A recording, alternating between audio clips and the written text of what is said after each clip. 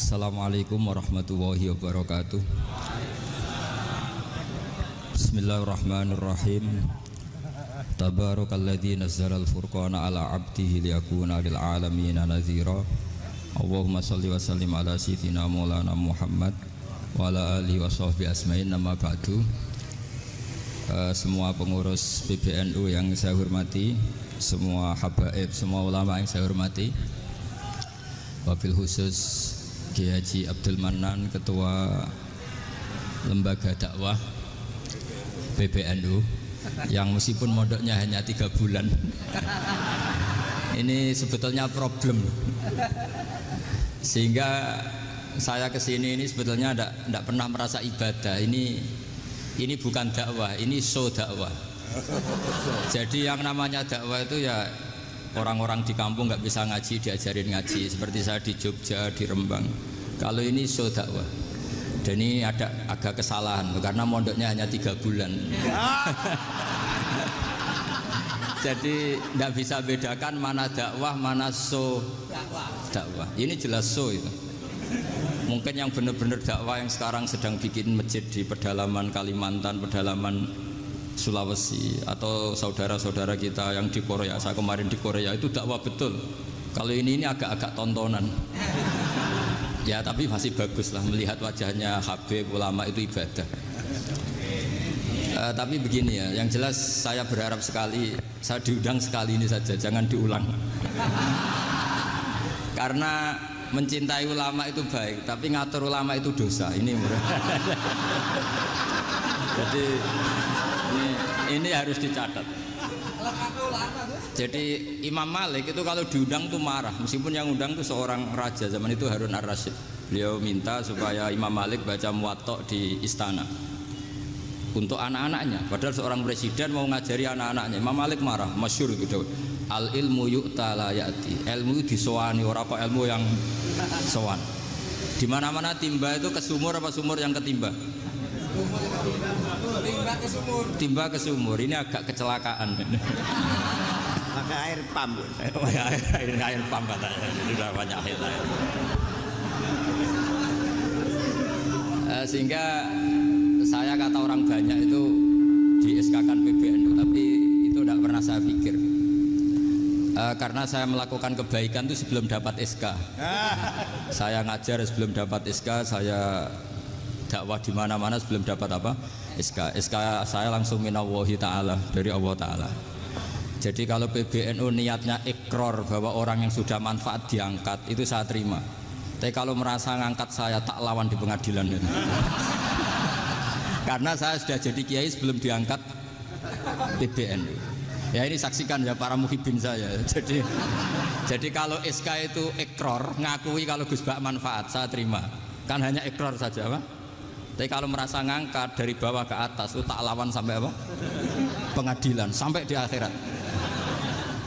Tersangkanya ya yang sedang jabat sekarang. Tapi saya yakin enggak. Kiai Miftahul Ahyar itu orang alim, karena alumni Sidogiri dan menantunya Syekh Duki. Di antara gurunya itu pernah mbah mertua saya, karena istri saya orang Sidogiri. Beliau juga besanan sama keluarga Lasem, saya ini Durbiah Lasem. Pak Said Akil juga orang alim, mbah-mbahnya juga orang alim. Baru kemarin nyocokkan nasab sama saya. Buyut-buyutnya beliau itu adik buyut saya, pernah cocokkan sama saya. Gus, saya sama saya tua mana? Tua saya, buyut kamu adik buyut saya, kata saya gitu. Tapi saya tetap hormat sama beliau karena ya pernah sepuh umurnya setidaknya. Jadi saya ulang lagi, ngaji seperti ini itu sebetulnya lebih ke show, pertunjukan. Supaya pertunjukan ini tidak dosa, saya isi ngaji betulan. Tapi jangan diulang. Karena biasa ngaji rutin. Saya di Jogja tafsir Jalalain sudah juz 23. Pernah khatam hikam. Sekarang Nashihul Ibad separuh. Saya ngaji di Sidogiri Itkon, di Sarang Balaghatul Quran, di Hajen Lubul Usul, tapi sarahnya yang Thariqatul Husul, sarahnya Mbah Sahal Mahfud. Jadi baru di sini ngaji bersaing sama orang yang mondok berapa? 3 bulan. Ini masalah, masalah. Nggak boleh mondok itu harus buat tulis zaman. Tapi ya tidak apa-apa, mungkin laduni ya. Jadi kalau mondok cepet itu kemungkinannya apa? Laduni. Begini, tapi saya tertarik apa yang dikatakan Kiai Haji Abdul Manan tadi menyangkut kalimat tauhid. Saya ngaji di mana-mana bilang, kalau ngaji itu yang tahqiq itu detail. Detail itu bahasa Arabnya tahqiq. Jadi kita misalnya berpikir secara jernih, orang yang kafir 70 tahun itu pasti menjadi muslim karena melafadzkan la ilaha illallah. Dan itu bi ijma'il ulama. Semua ulama mengatakan demikian. Saya ulang lagi, itu bi ijma'il ulama. Karena mansus di Quran ada ayat kulil ladzina kafaru iyantahu yughfar lahum ma qad salaf. Kalau orang yang kafir 70 tahun bisa dihilangkan kekafirannya hanya dengan kalimat la ilaha illallah Muhammadur Rasulullah. Berarti kalimat ini statusnya apa? Penghilang kekafiran, apa? Penghilang kekafiran. Lalu ada kelompok yang mengatakan gara-gara kalimat la ilaha illallah dan pegang patok nisan itu orang menjadi kafir. Ini kan jadi paradok. Lafadz yang kita statuskan sebagai penghilang kekafiran dengan lafadz yang sama orang menjadi kafir. Itu nggak ketemu nalar. Mbok nalar paling apapun tetap nggak ketemu. Kecuali tadi ya dalilnya pokoknya ngotot tadi. Itu memang kacau itu. Tapi alhamdulillah mereka insya Allah ya sadar. Kamu jangan bayangkan mereka tidak sadar terus, berarti kamu doanya jelek. Bisa saja mereka sudah ingin sadar, berhubung digojlok ini terus nggak jadi sadar. Jadi jangan-jangan salah kita karena sering gojlok sehingga yang mau sadar jadi tidak apa? Nggak sadar. Saya tadi jam 10 sampai setengah 2 masih ngajar di pondok saya. Saya ngajar tafsir masih di Rembang sana saya. Terus saya ke Semarang, Delalah Muyassar. Ya mungkin agak-agak keramat, jadi tetap jam 3:4 saya bisa ketemu Habib Umar Hafid. Saya beberapa menit ya diskusi tentang manhaj beliau. Dan kebetulan saya sering belajar kitab beliau sama alumni-alumni Darul Mustafa. Meskipun saya tidak pernah ke sana, tapi saya tahu betul mazhab beliau. Karena al-arwah junudun apa? Mujannada. Begini, saya sering dingetikani Mbah Mun, politik tidak jelas itu bagian dari kejelasan. Ini yang perlu dicatat. Jadi politik tidak jelas itu bagian dari apa? Kejelasan. Misalnya begini, siapa yang mengira Khalid bin Walid yang sangat musuhi Rasulullah, dia panglima orang kafir ketika ngalahkan Rasulullah di perang Uhud, akhirnya Khalid bin Walid masuk apa? Islam. Begitu juga Wahsy, qatilu ahabbin nasi ila Rasulillah, pembunuh Sayyid Hamzah, akhirnya juga masuk Islam.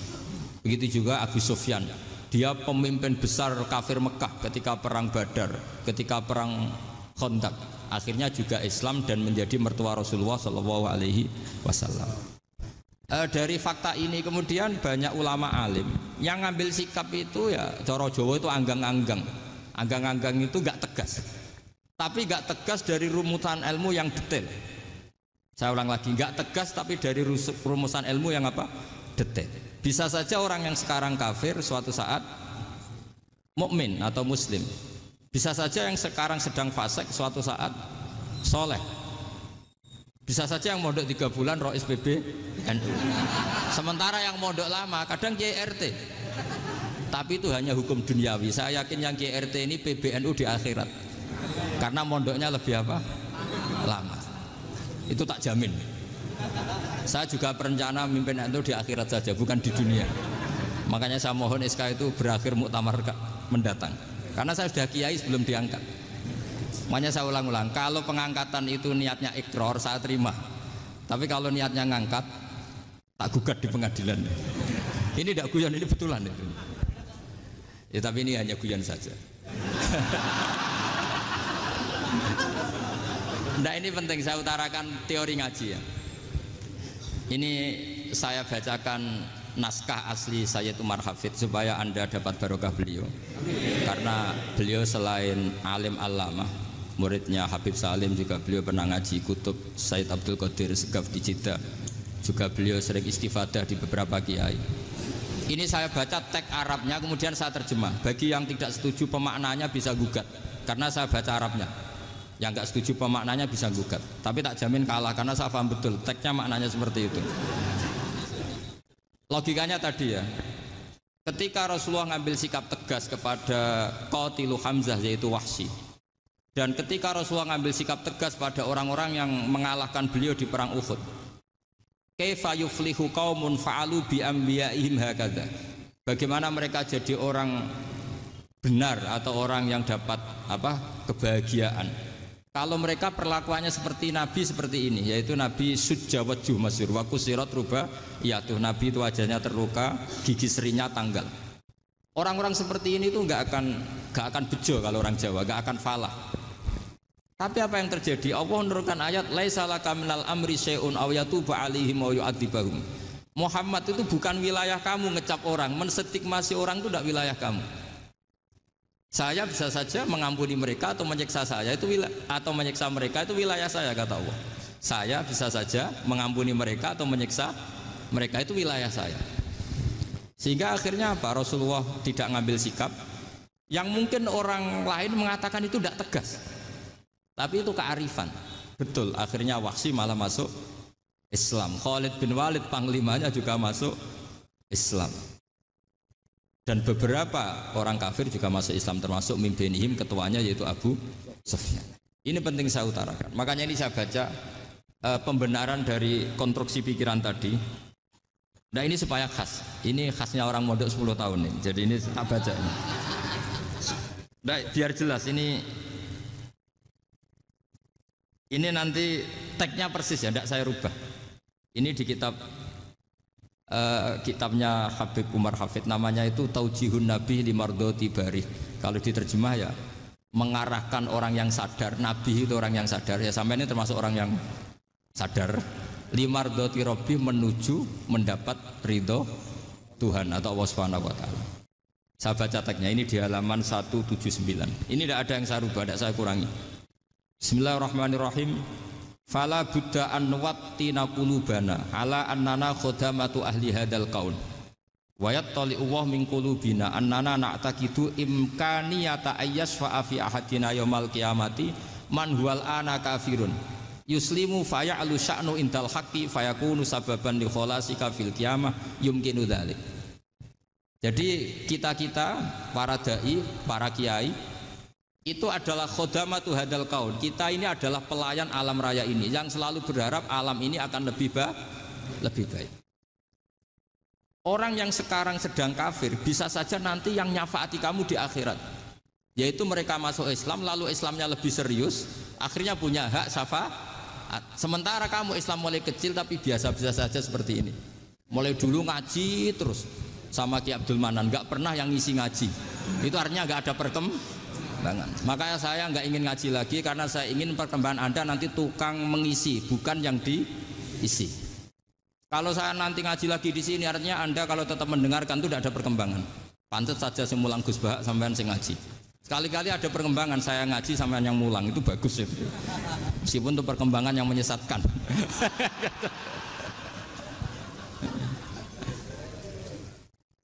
Ini penting saya utarakan. Ini dawuhnya Said Umar ya. Orang yang sekarang sedang kafir bisa saja orang ini nanti nyafaati kamu. Yaitu beliau orang ini Islam, kemudian Islamnya serius, maka punya hak syafaat. Sementara kamu Islamnya biasa-biasa saja. Itu masyhur kayak Sayyidina Umar. Sayyidina Umar Islam di hari itu langsung makomnya makom yang a'la. Sehingga mengalahkan yang sudah Islam lebih lama. Karena Islamnya Umar itu menjadi izzatul Islam betul. Makanya jangan benci orang tegas teman-teman, kadang ya ada baiknya. Abu Bakar itu sudah Islam tapi layinal janib, orangnya santun. Kalau dipisai orang yang menengahi lah kira-kira seperti itu. Begitu juga Bilal, Ammar, Suhaib. Singkat cerita, Rasulullah itu sering dibully ya, sering disiksa orang-orang kafir. Rasulullah berharap, wah kalau yang Islam gini terus repot. Melihat Umar ini petarung di pasar Uka, dia dapat uang itu kalau tarung, menangan. Kata Rasulullah, kalau ini yang Islam ya bagus. Beliau berdoa, Allahumma aizal Islam bi Umar. Itu kira-kira 2 hari dari doa beliau, Umar masuk Islam. Itu pertama masuk Islam itu orang-orang kafir diparani. Kalau kamu ganggu Rasulullah Muhammad tak bunuh. Semenjak itu orang kafir yang gentenan sembunyi. Sehingga kata para mereka yang Islam, Islam selalu jaya mut aslama Umar, ketika Umar masuk Islam. Itu dalam satu hari Islam itu Rasulullah sudah ngendikan Umar yang Islam sehari ini imannya kalau ditimbang separuh ahli dunia masih unggul sama Islamnya Umar. Nah bisa saja seperti itu. Jadi saya minta sama teman-teman yang mencintai ilmu, tidak tegas itu bagian dari ketegasan dalam ilmiah. Karena kita ini tidak mengendalikan dunia, tidak mengendalikan hidayat, hanya Allah piyambak yang ngasih apa? Hidayat. Maka sikap kita laisalaka minal amri syai'un aw yatuba alaihim aw yu'adzibahum. Rasulullah yang ahabbul khalqi ilallah saja tidak boleh tegas karena semuanya potensi itu ada. Cuma kita tegas dalam kebenaran saja, tapi nggak perlu tegas dalam mengawal kebenaran. Kenapa demikian? Karena Islam ini agama yang akan dijaga Allah ila yaumil. Yang jaga Islam bukan PBNU, bukan PP Muhammadiyah, bukan kiai. Yang menjaga Islam namun Allah Subhanahu wa ta'ala. Makanya Sayyidina Umar itu kalau disuruh mikir Islam itu nggak mau betul. Masyhur itu dalam tarikh-tarikh. Umar mimpin itu sukses, banyak futuhat. Singkat cerita akhirnya orang tuh kelangenan, wah kalau Umar meninggal kayak apa? Sehingga Abdullah bin Umar setiap jalan-jalan tuh dibully, kalau sekarang dibully. Ya Abdullah bin Umar, bapak kamu itu gimana? Sudah sepuh mau meninggal kok tidak suksesi. Kalau saja ada orang penggembala kemudian meninggalkan kambingnya di hutan, kamu anggap orang yang mudoyik enggak, menyanyiakan kambing itu enggak? Ya iya kata Abdullah bin Umar. Apalagi amru hadil umat ini mau ditinggal gelanggang, nanti suatu saat Umar meninggal. Mbok yo suksesi supaya jelas. Logika itu diaturkan ke Umar radhiyallahu anhu, ke Sayyidina Umar. Pertama Umar agak tertarik dengan logika itu. Lama-lama beliau marah. Tidak jadi. Saya tetap tidak akan istikhlaf, tidak akan suksesi. Dan saya tidak akan mikir Islam katanya. Islam akan diurus oleh Allah Subhanahu.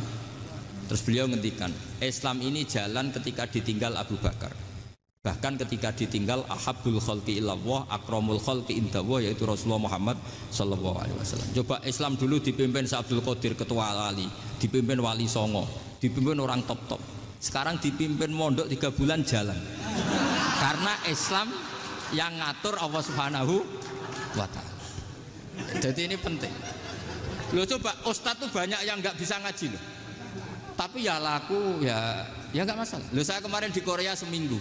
Itu TKI jadi khotib, ada yang jadi mufti, ada yang jadi suriah.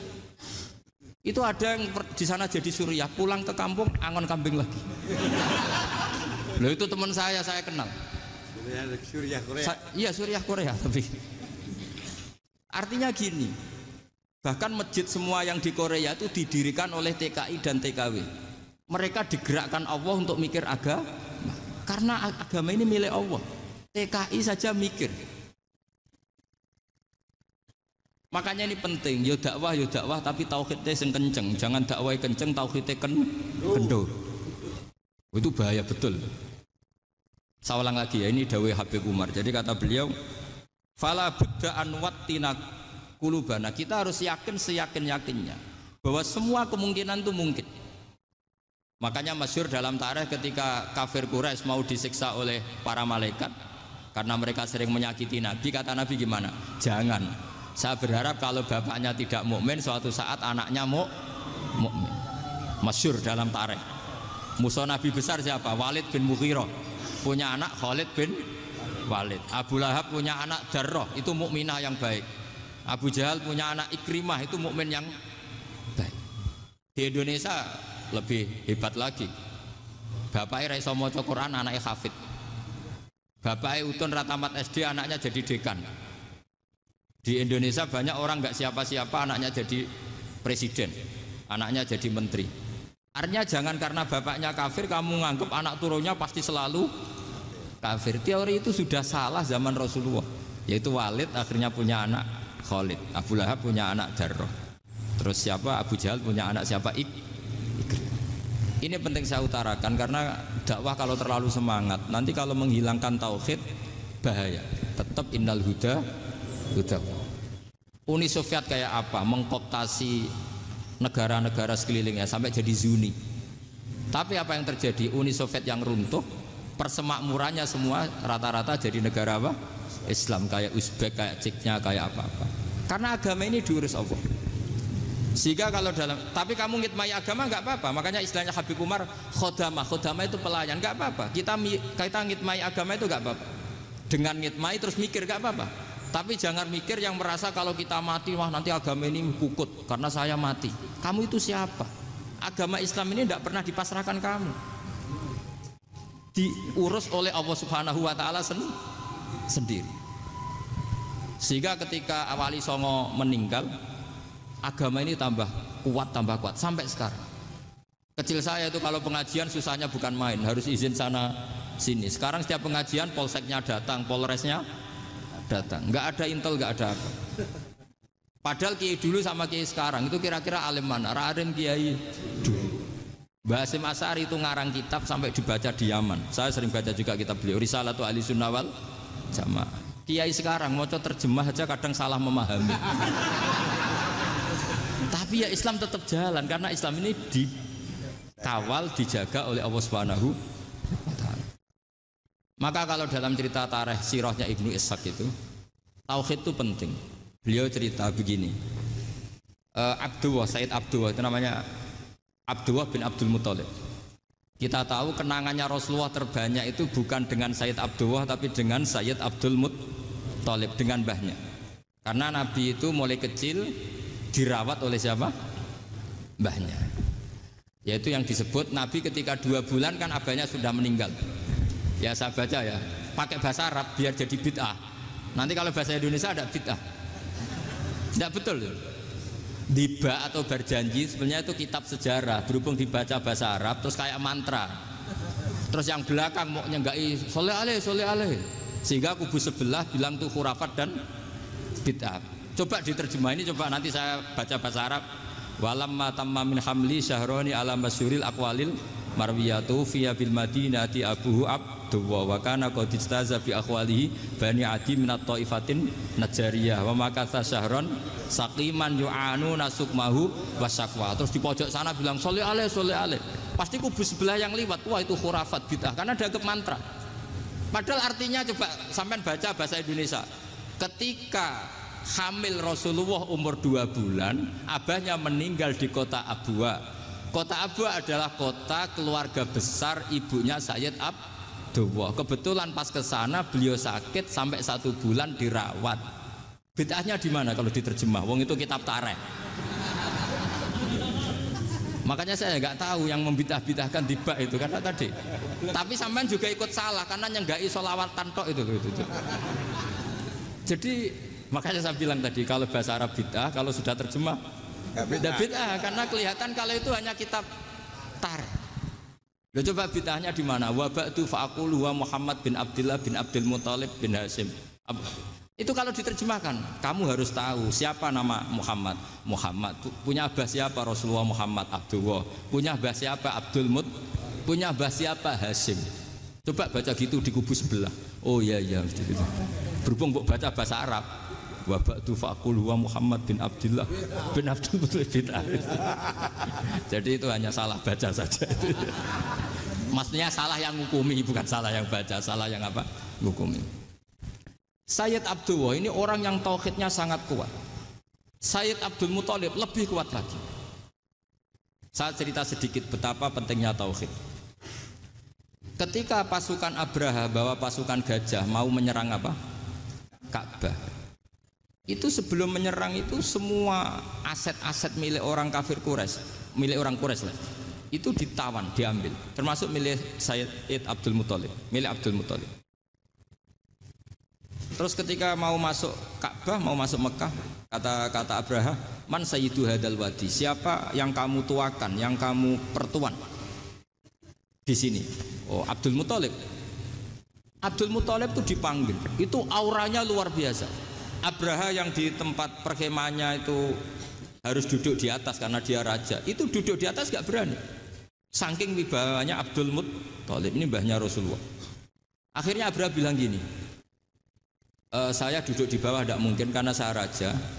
Kamu duduk jejer saya tidak mungkin karena nanti umat saya kecewa karena raja kok disaingin gitu.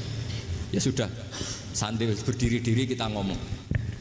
Akhirnya Sayyid Abdul Muthalib tadi Diomongin gini, saya itu tidak ingin merusak orang-orang Mekah, orang-orang Quraisy. Saya hanya kecewa punya tempat ibadah dikencingi, diberakin sehingga saya mau merubuhkan Ka'bah. Tapi dengan damai, nggak ada perang. Apa jawabnya Abdul Muthalib? Lucu. Nggak apa-apa, Ka'bah kamu robohkan silakan, nggak apa-apa. Yang penting unta saya yang kamu sita kembalikan. Harta saya yang 100 unta kamu sita kamu kembalikan. Itu Abraha kagetnya bukan main. Kaget karena kamu itu pemimpin apa? Tadi saya hormat kamu karena kamu tak anggap orang hebat. Hadhil Ka'bah dinu abaika. Ini Ka'bah itu agama kamu. Pas saya hancurkan kok kamu tenang-tenang saja. Padahal pas mau saya hancurkan kamu tenang-tenang saja. Malah tanya unta kamu itu gimana? Apa jawabnya Abdul Muthalib?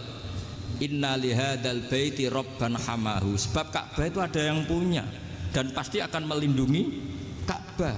Tapi kalau unta itu milik saya, ini urusan saya, ini unta.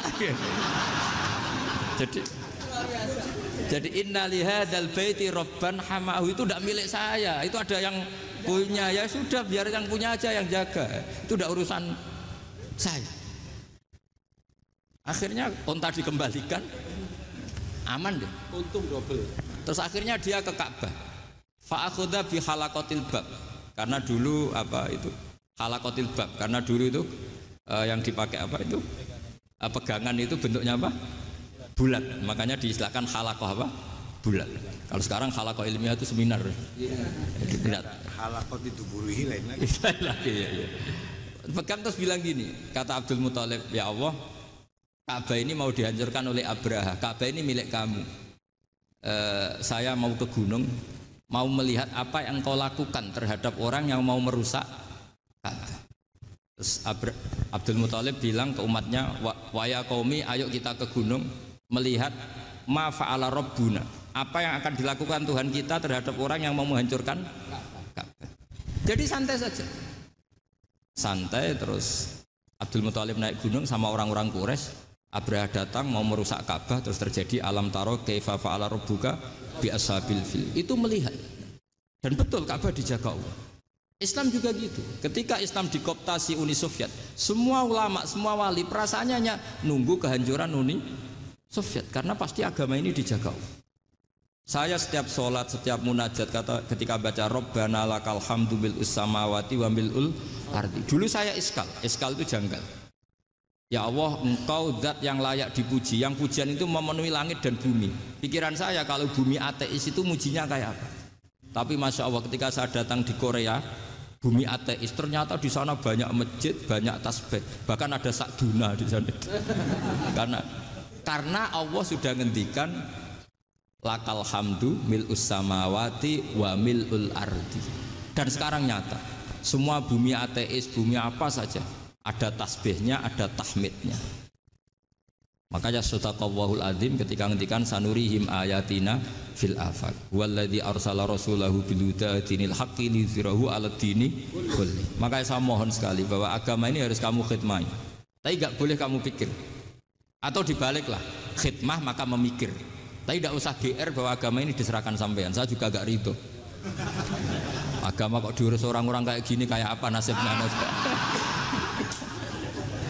Jadi ini penting. Karena rata-rata kiai alim itu tidak jelas, terus oleh orang-orang yang nggak pernah ngaji itu, wah ini nggak jelas, nggak tegas.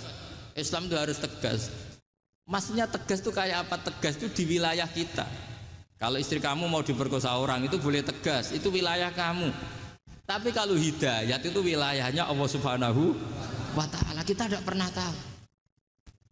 Bahkan yang sudah Islam saja, nyuwun sewu, itu nggak ada jaminan mati husnul khotimah. Kita tahu dalam sejarah Sa'labah itu dapat gelar hamamatul masjid, merpatinya masjid. Tapi kita tahu akhirnya Sa'labah itu apa? Su'ul khotimah. Sampai dalam Islam selalu diajarkan ya muqallibal qulub tsabbit qalbi ala din. Jadi kalau kita sendiri saja masih ingin selalu husnul khotimah, agak ada ruang untuk mudah menvonis orang lain. Makanya saya salut sekali ketika Habib Umar menulis kita semua ini mengkhidmati hadal kaun, dan selalu berharap bisa saja suatu saat orang yang sedang kafir bisa saja suatu saat muslim. Nah soal kalau yang sama yang harbi menyerang kita ya tarung. Artinya kalau yang merangi kita ya kita wajib perang, kalau enggak ya habis kita. Seperti kita lakukan ketika diserang Belanda. Tapi ketika mereka musta'man, dhimmi, mu'ahad, orang-orang kafir yang mau berdamai dengan kita, ya kita damai. Sebagaimana yang dilakukan Rasulullah SAW ketika berdamai dengan kafir Quraisy yang dipimpin Suhail bin Amr. Masyhur itu dalam tarikh. Singkat cerita kan Sayyidina Ali ini pernah konflik sama orang Khawarij. Kata Sayyidina Ali, ya sudah lah, namanya kita musuhan, kita tidak usah ketemu, pakai mediator, kata Sayyidina Ali. Kata orang Khawarij, ini apa-apaan kok butuh mediator, nggak ada Qur'annya, ada hadisnya. Kira-kira kalau Sayyidina Ali orang Jawa, nggak ada apa tidak tahu.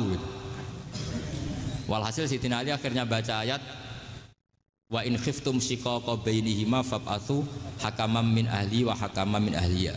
Jika suami istri tengah konflik, maka yang keluarga suami kirim mediator, yang keluarga perempuan juga kirim. Terus kata Sayyidina Ali, wa amru ummati Muhammad a'dhamu min amri rajulin wa imra'atin. Kalau suami istri saja ketika konflik butuh mediator, apalagi ini kelompok besar pasti lebih butuh mediator. Akhirnya lalu mediatornya siapa? Kata Sayyidina Ali, ya siapa saja yang penting baik. Ditunjuk seseorang, diprotes sama orang Khawarij, ini orang nggak kredibel.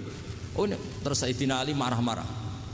Rasulullah itu pernah berdamai dengan orang, bahkan orang itu kafir, yaitu Sulhul Hudaybiyah. Nabi itu berdamai dengan orang yang bernama Suhail bin Amr, ketika itu kafir. Makanya ini menunjukkan bahwa musolahah ma'al kufar itu boleh demi kelangsungan bernegara, berbangsa. Kamu tidak usah meragukan reputasi NU. Ketika dulu kafirnya kafir harbi zaman Belanda, ya Mbah Hasim fatwa apa? Jihad.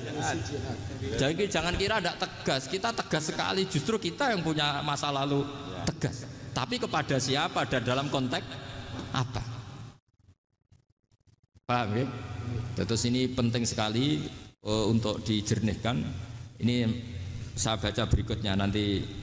Tidak, supaya tahqiq saya syukur sekali, saya tadi sekaligus minta ijazah sama Habib Umar, dan memang saya ngaji ini lama sama teman-teman alumni Yaman, cuma belum pernah ketemu mu'alifnya.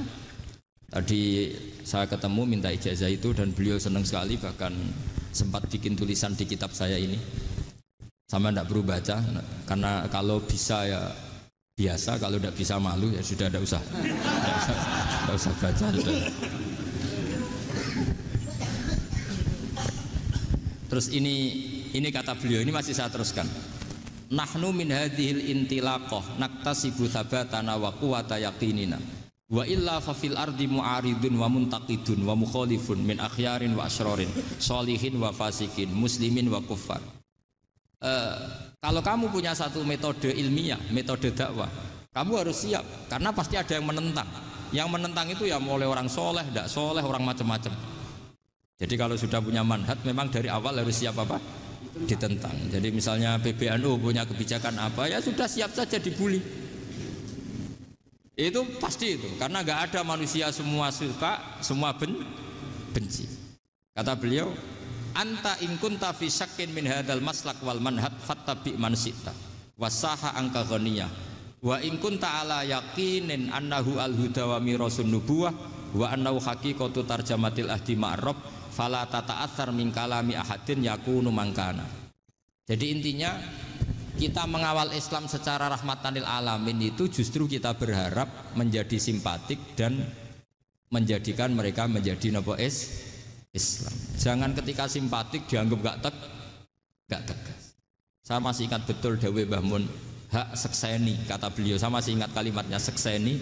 Akurat tegas itu berdasar ayat laisa laka minal amri syai'un aw yatuba alaihim aw yu'adzibahum. Karena potensi sosial itu bisa rubah.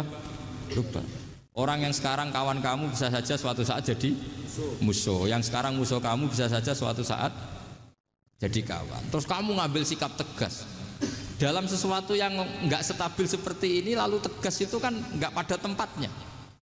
Makanya yang seperti ini kata Allah pakai asa itu menawa-menawa. Asa wahu ayyaj'ala bainakum wa bainal ladzina ataitum minhum mawaddah. Bisa saja orang yang sekarang musuhan dengan kamu suatu saat dijadikan mawaddah. Kamu udah mawaddah itu saling mengasihi. Kamu udah usah tanya, wallahu qadir, kata Allah, karena Allah mampu. Jadi dalam hukum-hukum sosial Allah seringnya bilang apa? asa. Misalnya wasa antakrahu syai'a wa huwa khairul lakum, wasa antuhibbu syai'a wa huwa syarrul lakum. Karena masalah sosial ini semuanya asa, yang pernah tahu siapa. Bisa saja sekarang saya Rois Surya, nanti SK-nya nggak turun lagi, tapi saya tidak apa-apa. Bisa saja nanti santri 10 tahun dipimpin 3 bulan, nggak apa-apa. Bolak-balik nggak apa-apa, saya tidak akan kecewa. Karena masya Allahu kana wa malam yasa lam yakun. Assalamualaikum warahmatullahi wabarakatuh.